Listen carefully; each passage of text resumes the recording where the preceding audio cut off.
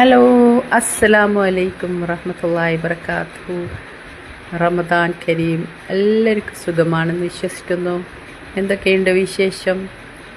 പിന്നെ എൻ്റെ മോള് വന്നപ്പോൾ ഞാൻ തല വാങ്ങിയിട്ട് കറി ഉണ്ടാക്കി. കുറേ കാലമായിട്ടുള്ള ആഗ്രഹമായിരുന്നു ഒരു ആട്ടിൻ്റെ തല വാങ്ങിച്ചിട്ട് കറി വെക്കണം എന്നുള്ളത്.